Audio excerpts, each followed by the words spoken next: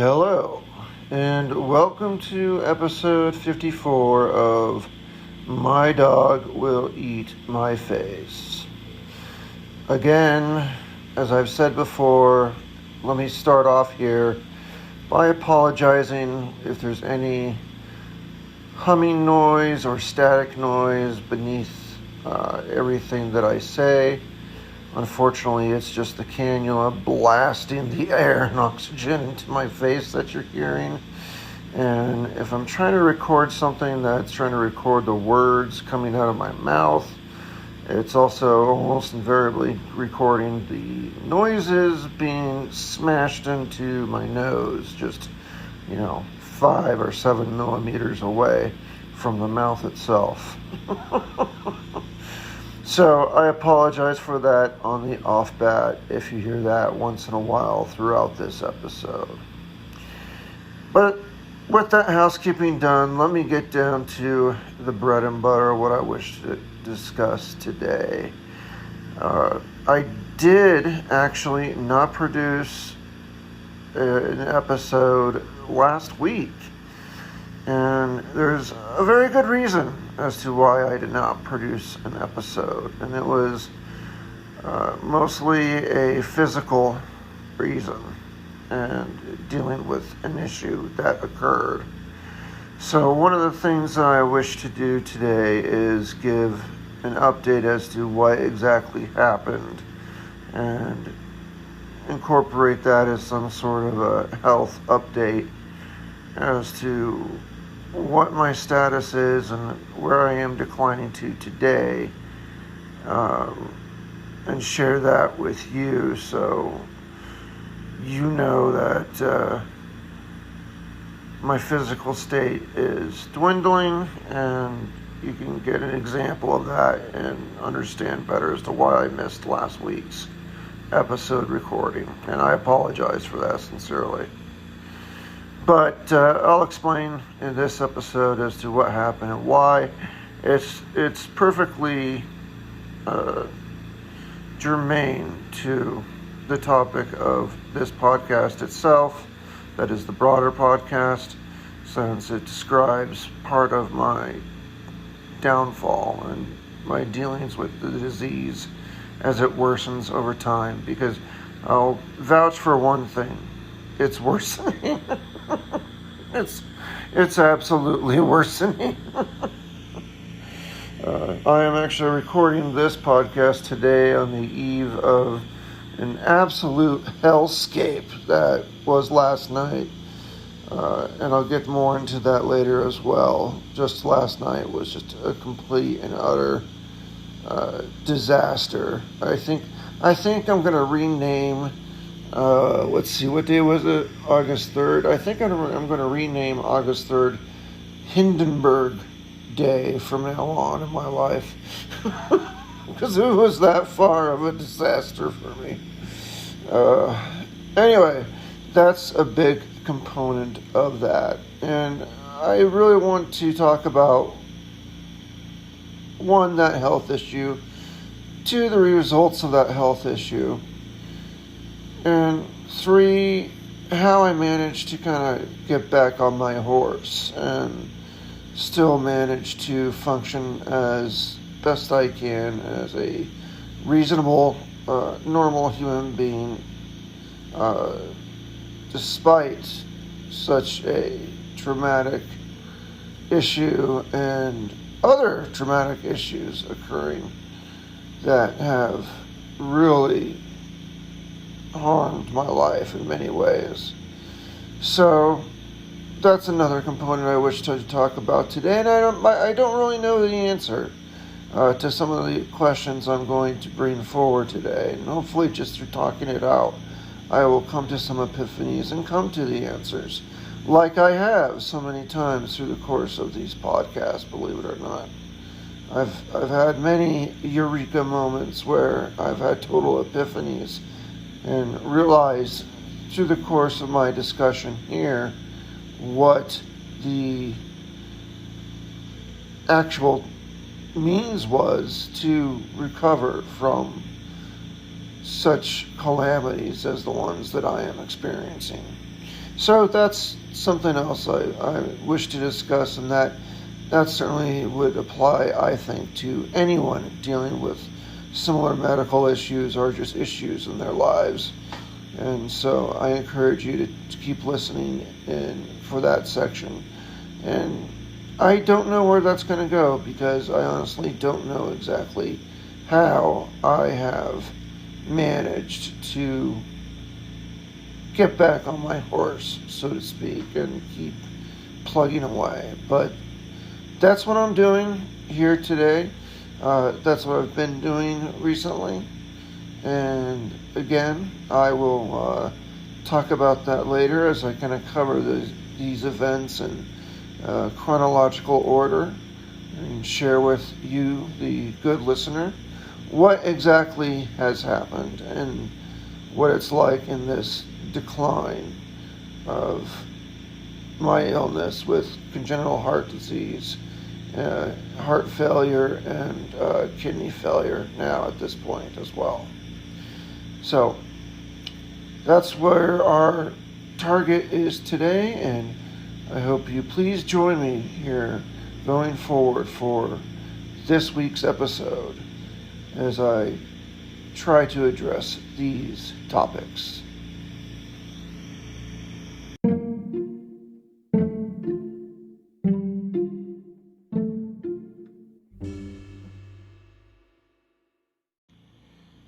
So, to begin with, my friends, I will discuss what I'm calling the fall. Because that's what it was.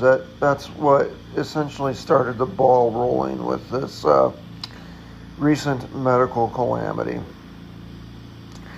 What happened was I was merely sitting in my bed, or laying in my bed, sitting up, watching a video on my laptop with my dog at my side. It was a very pleasant moment when I decided it was time to get up and to use the restroom, as what happens with so many of us mammals. I turned and tried to get up and go ahead and rise and be able to go use the restroom. But what happened instead was a complete freak accident. I'm not even sure exactly how it happened. I have a theory that I'll share, or why it happened. Again, I have a theory that I will share with respect to that. But it happened so quickly, and it was just a blur. It was just milliseconds of time. And it resulted in catastrophic injury. What happened is I ended up, rather than getting up and sitting up to rise from the bed, I rolled entirely off the bed with no bracing. And of course my head's up by the pillow, and that went down behind in the crevice between my bed and the nightstand that I keep there. And as that happened, my left arm got caught somehow on the wooden nightstand itself. It had a huge impact where it slammed right into the corner, the edge of the wooden table of the nightstand, and then just viscerally pulled me down as though it was just scraping and cutting through my skin all the way down as I fell up and down my arm. I shouldn't say up and down, it wasn't gyrating, but down my arm certainly it did. And it was just a deep, terrible scrape, just rip, with all of my body weight behind it. There was no other leverage, there was nothing stopping this sort of fall and into this object, which was the nightstand. and my arm got even caught in it and got raised up, and again, just viscerally scraped as I went down until I hit the ground with a loud thud, landed there, pissed myself, and started to cry. That's what happened. And it was absolutely terrible. One of the very first things I did is I checked my arm to make sure it wasn't actually scraping through the flesh itself or the skin, because I didn't want a bunch of blood gushing out and have to maybe go to the ER for 40 stitches or something horrible like that. That was my first fear. But thankfully, it was just a really deep gouge at the time in the arm, and there was no blood. So at that point, it just sort of remained a deep gouge. It was really sensitive to the touch, and it just wasn't very pleasant. The next day, I wake up, though, and there's a huge bruise formed right on my left kind of bicep area where the scraping occurred. The whole area is black and blue. Almost the entire side of the arm is just bruised and in a ton of pain. Then the next day came, and the bruising continued, but this time it continued to escape towards my left pectoral muscle and bruise that way. And that, of course, too, much like the former, hurt just desperately to the touch. So my left arm was quite a mess. My left chest was quite a mess. And I actually did see my nurse the next day and spoke also to the registered nurse lead for the team about this. And according to my nurse, she looked at it and she could see inside my armpit, which of course I couldn't see.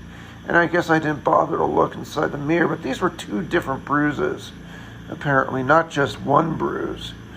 So that means at least two blood vessels were punctured and ruptured, spreading the internal bleeding. And eventually my whole left pectoral and my whole upper left arm, all the way down to the elbow, became all shades of just black and blue and in pain, to where you couldn't even see the scrape anymore. So, according to my doctor, it was probably two blood vessels broken, and I also badly bruised the muscle there, the bicep muscle itself. So it was definitely not a good thing. And then I kind of, through my discussions with these folks, I had a theory as to why this happened. And it's something that I've not even brought up in the podcast or with anyone else, or even in hospice, with my nurses, with anyone. I haven't brought this issue up, but it's kind of annoying, and it's not been a big deal to me. But what happens is, when I lay down at night and like my toes touch the blanket, just the sheet, the top of my nose touch the sheet as I crawl into bed, they feel like they're asleep. I get like pins and needles feelings in my big toe, especially on the left side, and a little bit on my left side toes. I'm just now also starting to get a pins and needle feeling in my right big toe. And also, recently I've had issues to where once I get up from sitting or laying down for any duration of time, the left leg is really wobbly and noodly, and it feels like it's been asleep or is asleep, but it's not waking up naturally. It lasts for a good 30 minutes, and I have to hold myself up, going up and down hallways, and use walls as leverage to make sure that I don't fall on my face. But I didn't mention this at all to my caretakers, my medical team, because it was just an annoyance. I didn't bother to mention it. But my nurse and my registered nurse practitioner said that these are all signs of neuropathy, where the neurons, the nerves themselves are dying or hurting or not responding correctly in my left leg and my left foot because of the extensive edema from my heart failure that's been going on. That extensive edema has been laying pressure and pressure and pressure on my nerves in the left leg, causing them to basically die. And also, from lack of oxygen, they continue to die or get worse and suffer. So what I'm suffering from is neuropathy on top of everything else.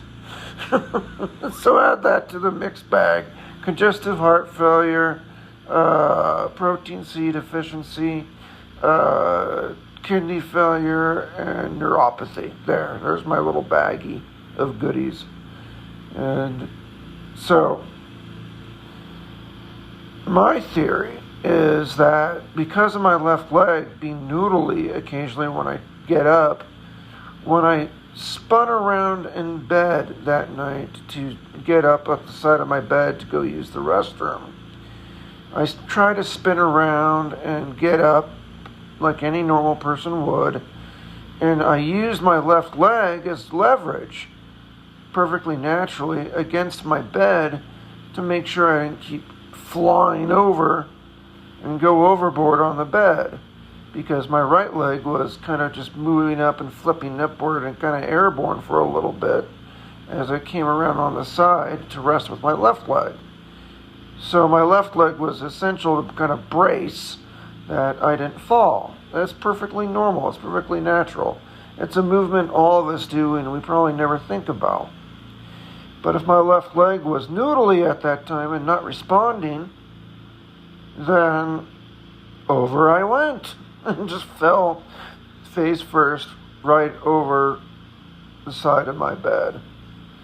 So that was the injury itself that happened, and the event that kind of cut me out of a lot of things that I wanted to do, including this podcast. Physically, I was, and I still am, in a lot of pain. But it also resulted in a lot of despondency, a lot of sadness, not just physical pain, but just emotional pain. And I'll touch on that a little bit more here in this next segment. But that, at least, now you know, is the physical event that happened, and the possible neuropathy that caused it, and the bad fall that I had that caused some pretty significant injury on the days when I normally would do the podcast. So that's why a week was missed, and I hope with that all said, I got you, my good listeners, forgiveness for missing 1 week. I hope you forgive me. And we can move on from there.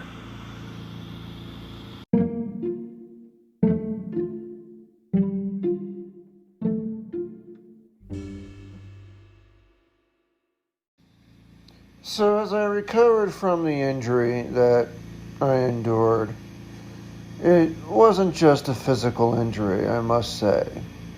It really impacted me emotionally, I must admit.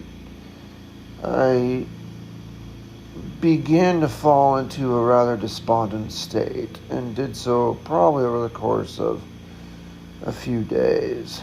I know it doesn't sound like much, but to me it was a while, where I was just thinking to myself, is this what I have to look forward to?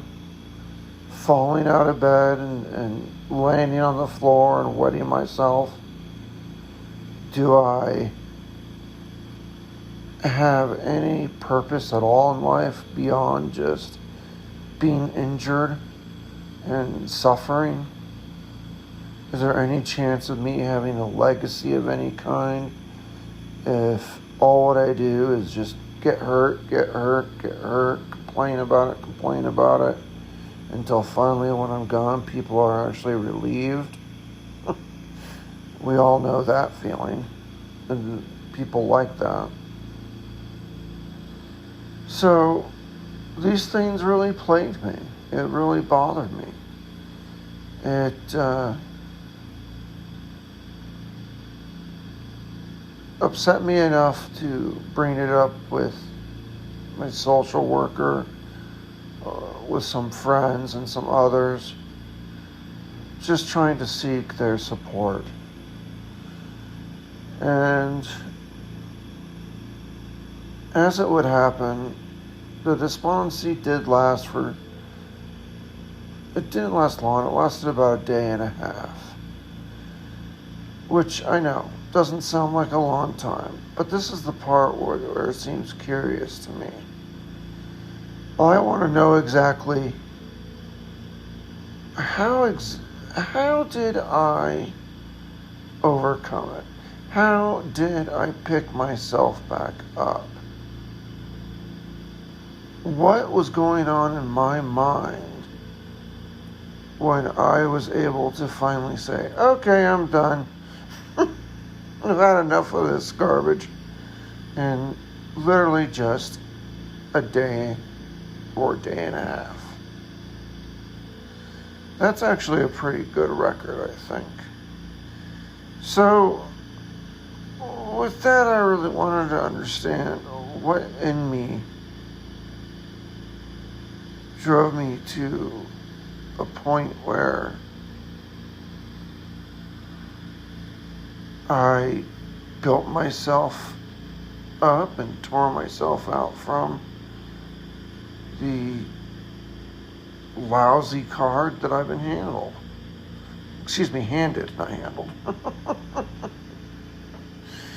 So I want to explore that a little bit here on this podcast and explore it with you. And you're going to have to pardon me at the outset, because frankly, I don't know the full answer. I think I do, but I'm not entirely sure. I'm so not entirely sure, or at least I wasn't entirely sure. This is a topic I brought up ad nauseum with my therapist, where I said, I need to understand what brought me out of that funk. And she at first pushed back. She said, well, what does it matter? Why do you need to know? Well, I said, I need to know for me so I know to do it again. For one. If it works, I want to be able to do it again. And for two, I want to share it with others if it can help other people overcome maybe what they're putting up with. Why wouldn't I want to share that? So I'm going to have to do some serious questioning as to what dug me out of that rut. And I'm going to try something somewhat creatively to do that analysis with you, the good listener, here on the podcast, and see if I come up with a solution that befits me. So, hang on to the ride.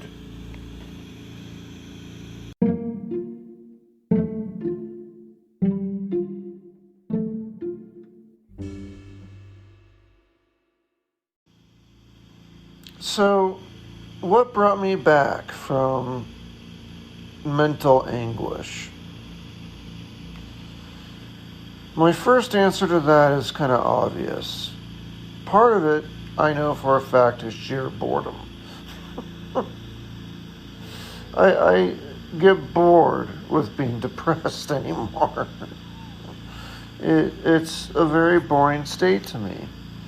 I don't like the feeling. I was staying in bed for the most part. I wasn't doing anything. And so I basically became extraordinarily bored.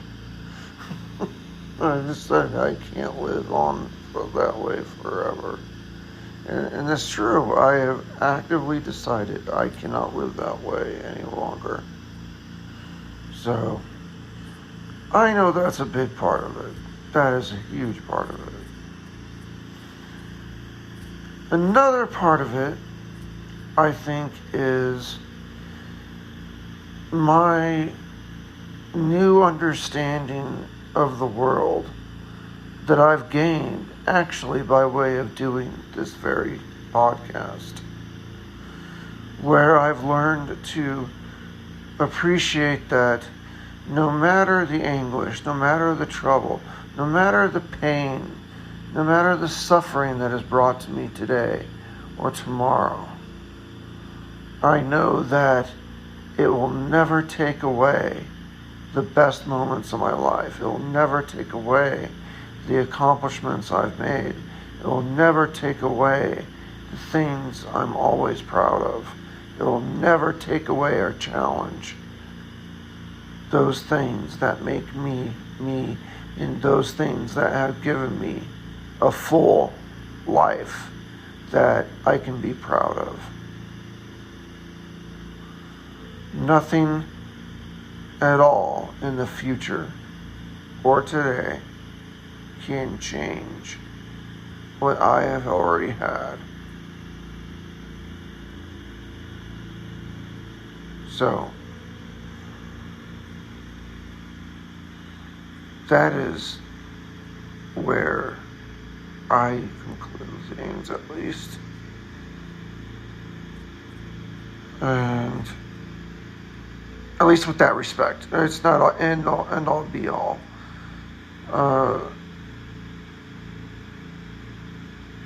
I think, it's my way of viewing the world. And I think having that view of knowing deeply within myself that I have lived a full life, that I've lived a complete life. It's almost like no matter what life piles onto me now, it just doesn't matter. It's never going to break those things that I'm most proud of and I find most joy in. I find a lot of joy and a lot of satisfaction in knowing the things that I did and the influence I've made and the things that I'm proud of in my life. Do I want to keep doing things that make me proudful? Sure.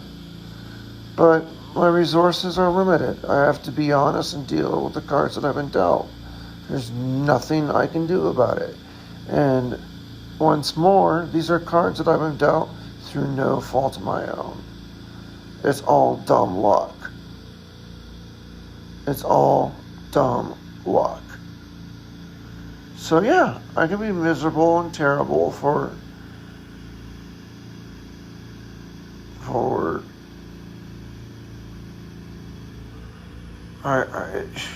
I don't know, the pain that I'm having, for the anguish that I'm having. I could feel that way for a lot of things. That's why I struggled to pick one. But I'm proudful that I helped a lot of people in my professional life in my 20s, which was probably the pinnacle of my professional life. I saved the personal information of some 300 million people. At least I was one of the people that saved it. I didn't do it alone. I was part of a team, but I'm still proud of that. I know I made decisions that absolutely protected people. I absolutely know for a fact that I made decisions that protected people. And I could even prove it. I have the good fortune that I can actually prove it. And most people can't ever prove a negative.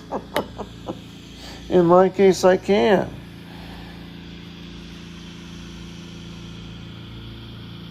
And, well, perhaps, I'll tell that story briefly. One of the things that I was responsible for was managing the data, the personal information, including social security numbers, dates of birth, all your identifying information on some 300 million people. I had to decide who had access to what and what for, and to monitor it. Those were pretty heavy responsibilities. And when I say who had access to it and for what, it's usually, 3-letter agencies, police, collection agencies, financial institutions, things that have a need-to-know basis. It's not Jimmy John's. It's not Billy Bob's Bait shop. It's not your Aunt Thelma. It's not Larry down the block. They're companies that are major and have shown some sort of legitimate need for that type of information. And then I decide what to give them, and to give them the very minimum of what they need to protect the consumer.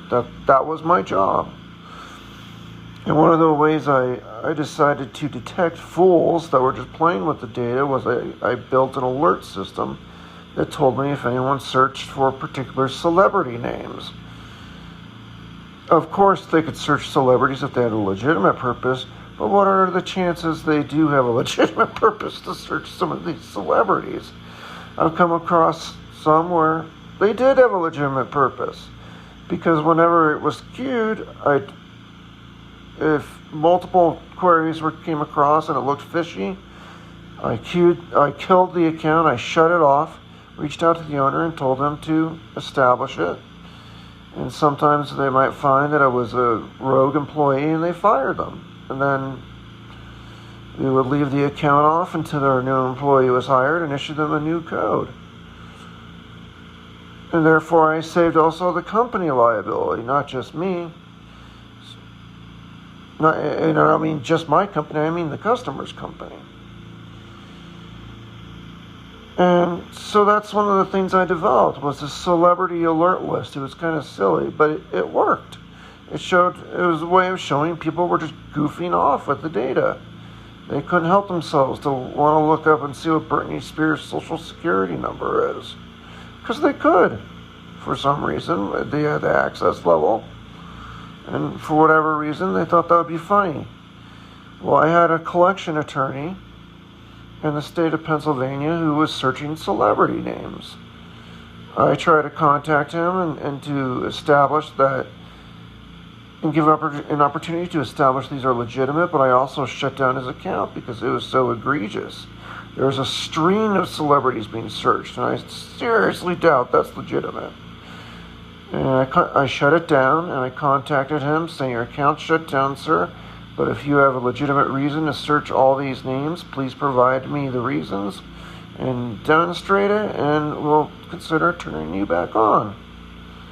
Never heard from the guy ever again. He disappeared off the face of the earth as far as we were concerned. So he remained a suspended account. Years later, I get a call from law enforcement with respect to this very same collection attorney, who apparently developed a very bad cocaine habit and was stealing the identities of his clients for financial gain, if you can believe that, and was using information services to gain PII, personally identifiable information, that he otherwise did not have. And he was doing that, thankfully, through our competitors. Now, we were contacted because they found an old printout that he had with respect to a legitimate account years ago. When they seized his records, they found this and found our company name saw we were a data company, and they contacted us and said, hey, we need to know what data this guy searched since such and such a date. And this is why he's stealing identities. And we were thinking, oh no. I looked up the account. Hey, it's already turned off. I already turned it off years ago. And the date in question of when he was searching people illegitimately, he was always off on our system. So when he started to search celebrity names, that was a sign that he was starting to lose common sense and lose his mind a little bit. And so the system worked perfectly to detect a bad guy and stop him from using information to hurt people, which is what he was doing. Not with ours. He eventually turned to a competitor to do it. And law enforcement at first didn't believe me. They didn't believe that we had no searches coming from him, that he was already turned off. And they even threatened me with a grand jury investigation. And I said, that's fine. Do whatever you got to do. I'm telling you the truth. He's turned off. Provided the information we had, showed he was turned off. And we could all breathe a huge sigh of relief, at least with us, that with this scumbag who was breaking the law, who was hurting people, he wasn't using us. He was using, unfortunately, somebody else. But we did our job, and we protected people. And I could show through that perfectly that I absolutely protected other human beings by turning them off. Because when he went to other companies, he did abuse the data. So, and in fact, I sort of could prove a negative. That's just one example of my past working life. So I'm proud of that, needless to say. I'm proud of my life. I'm proud of what I've done. And I think no matter what you throw at me, the kidney failure, the neuropathy, the injury, well, certainly I'll have moments of disdain and discomfort and anger and shock, like any human being would.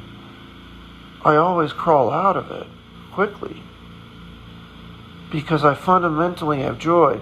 Not cheer, mind you, joy. And that's different. I have joy in life in knowing that I've lived a good life and I've done good things and that I have helped other people. And in that essence, I think that fundamental beneath everything, that joy that exists beneath everything, is what allows me to get up when I'm hit with these calamities. Sure, I get angry, I get despondent, I get sad, but I get over it. And I get over it rather quickly. And I think it's because of a fundamental joy. And you know, as I think about it, I believe it was Seneca who once wrote about this actual topic. You'll have to bear with me as I pull it up. I don't have it memorized. I'm not that perfect. Getting there. I'm close, but I'm not that perfect. But I know it because it's in my book of quotes, where he says, "Trust me, real joy is a serious thing. Do not think someone can, in the charming expression, blithely dismiss death with an easy disposition, or swing open the door to poverty, keep pleasures in check, or meditate on the endurance of suffering. The one who is comfortable with turning these thoughts over is truly full of joy, but hardly cheerful. It's exactly such a joy that I would wish for you to possess, for it will never run dry once you've laid claim to its source. And again, that was Seneca. So it's not cheer. It's not me going around with a smile on my face saying la la la dee da. It's a strong, underbearing joy beneath my skin. And it comes from living, I think, that good life. And that's what allows me to propel forward and recover from these moments of calamity.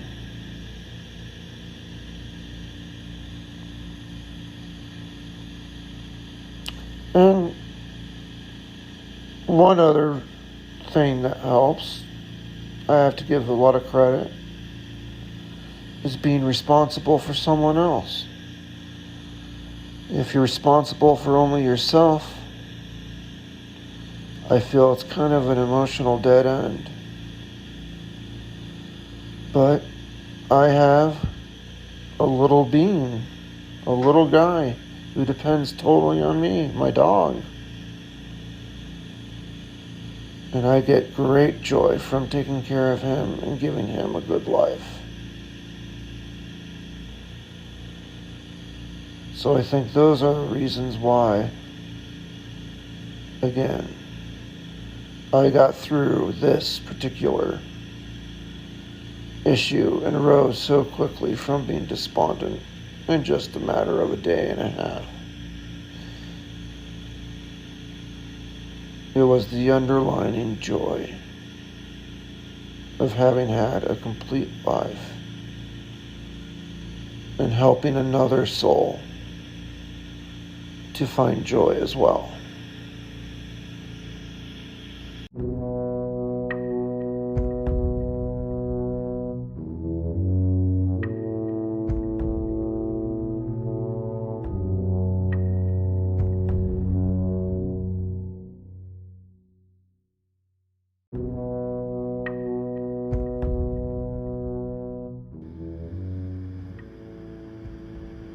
So, as I kind of complete and circle around this particular podcast and to its final analysis, I come to, frankly, an alarming epiphany.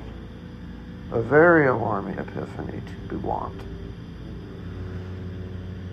Seneca, going back to him, believed that there was a very clear distinction between joy and between cheer. Now, in our modern parlance, they're both used interchangeably, and neither has one meaning over the other, basically. At least that's my experience. But what Seneca was referring to when he said joy was a deeper, core level happiness, a level of satisfaction that represents a stable sense of both acceptance and of appreciation of one's own good deeds in one's own life. And it's something that exists almost always in the past, because you're always then deriving that joy from things you've done, not from things you haven't done. That just doesn't make sense. Not from things you plan to do, not from things you will do. Again, that makes no sense. I'm not joyous because I have a plan to go to Harvard. That makes no sense, right? But you might be joyous to the fact that you worked hard and qualified and made it into Harvard as a lifelong goal. That would satisfy as a joy. And so they're deeper things that never go away. They never cease to exist. They never yield in their importance and in their impact to us. So that's the elements of that's the elements of and the essential building blocks of joy. It's base. It's part of the quote unquote soul. Now I don't think we have a soul, but it's part certainly of someone's basic life. It's underlying.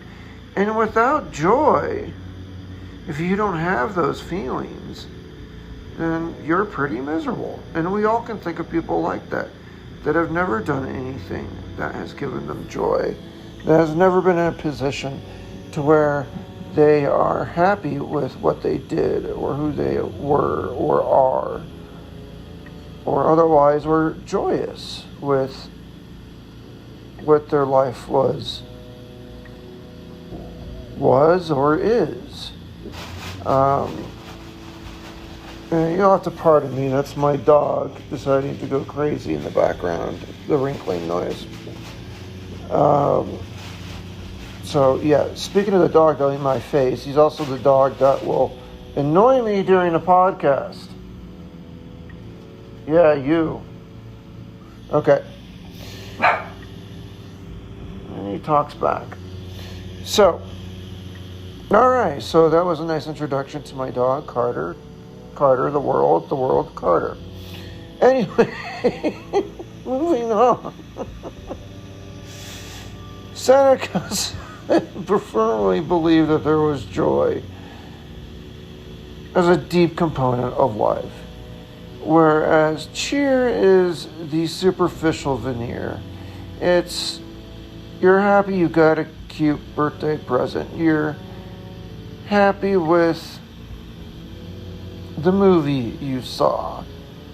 Very rarely will you get joy out of a movie, although you can. I mean, certainly some movies are like that. They are high enough caliber to where they can hit you hard enough to bring you joy just having seen it. It does happen. I have never had that. I've come close, very close. Granted, there's been some really good movies where I've been very close to it. So, anyway, he drew that distinction between the two, joy and cheer. Whereas, the cheer is the upper superficial veneer. And that's something that can't be depended upon for happiness and life. The whole make it till you break it sort of thing, and the fake smiles of service providers and car salesmen and snake oil salesmen. These people are well known for their veneer of cheer, and we've grown to despise them for it. So, with that distinction in mind, I think I've come to the conclusion that I most certainly experience joy in life. In the past and in the present. I experience it in the present with my dog, even though just now he was a little snarky, but I love him for it. Gee, I wonder where he learned that behavior from. You know, little things like that. I do get joy out of. And I get, though, unyielding joy from the life that I have lived. And it seems that no matter what is piled on, kidney failure, neuropathy, accidents, bruising, injuries, whatever you throw on it, no matter how calamitous. Sure, they're awful and they bring me down for a day or two, but I bounce back because of that joy. I can't stay in this down state because I have deep within me an underlining joy that won't allow me to sit there in self-pity and wallow. I think that's all there is to it. And I think that's one of the benefits of joy for sure. I'm sure Seneca would agree. But here's the big epiphany that has come to me. When I discuss end of life with my caretakers, because again, I'm in hospice care, and it's a real world conversation I frequently have with caretakers. And as my quality of life decreases, they offer up means to not necessarily mitigate it, but to even end my life. I qualify for MAID, which is medical assistance in dying. I can take a suicide pill at any time because of my poor quality of life. I qualify.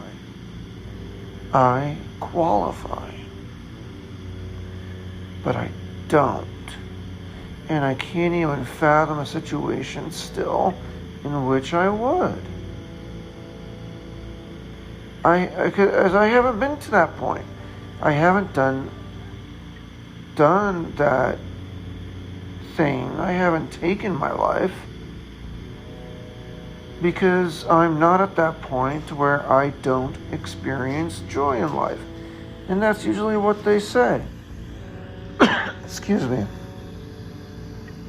That's usually what them being the caretakers, say or ask. Do you still have joy in life? And I invariably answer yes. I still have joy in life. And therefore I can't foresee myself taking a drug like that. And now as I talk about it, and as I realize that joy is completely unconquerable, it's something in the past that's indestructible. Neither heaven nor hell can move it. And it's already saving me through terrible calamities right now in real life.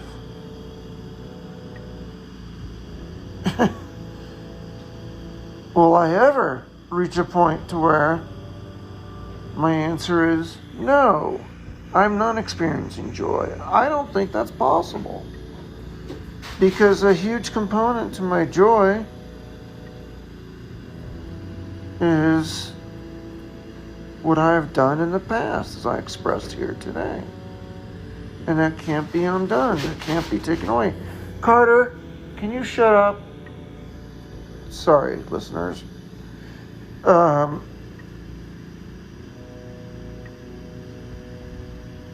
lost my train of thought due to the dog.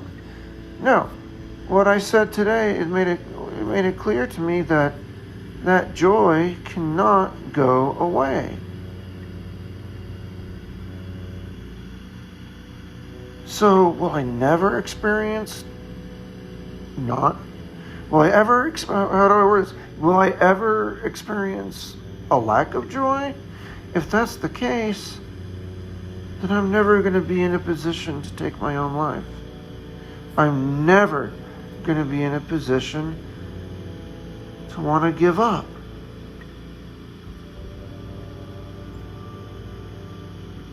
That's the epiphany.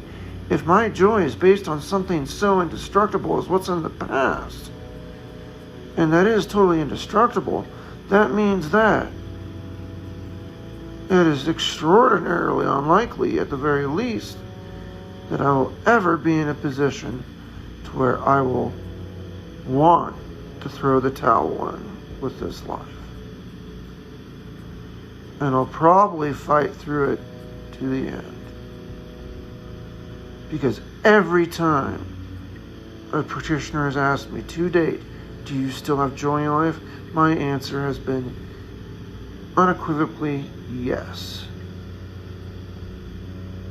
Truthfully, yes. I do have joy in life.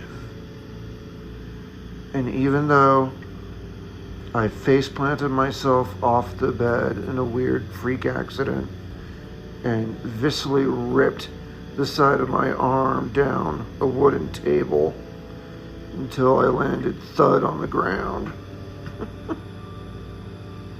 causing extensive injury to both my arm and my left pectoral. Even though I did that, I still experience joy in life.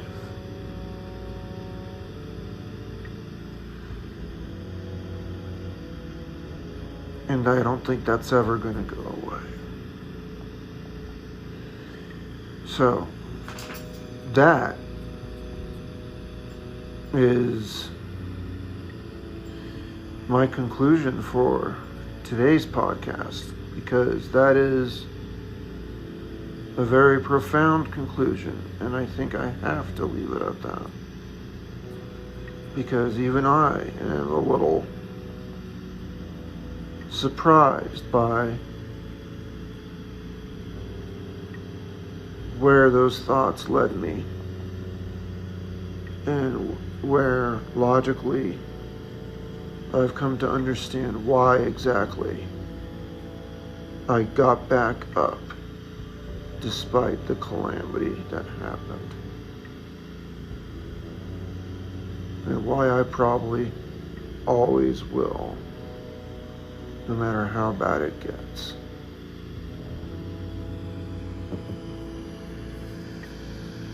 So, with that profound conclusion, I'll end this week's podcast with that, because it's going to take me a little bit to soak that in. Keep in mind, I do these podcasts not knowing where they go. I always leave the conclusion blank. I never know what I'm going to conclude through my simple